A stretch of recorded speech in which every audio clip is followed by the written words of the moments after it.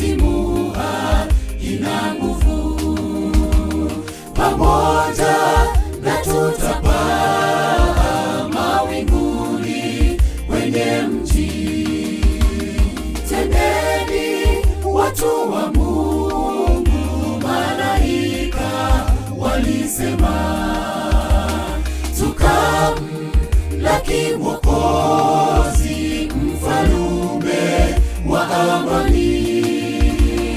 Dunia kwaheri sasa, tunakwenda kupumzika.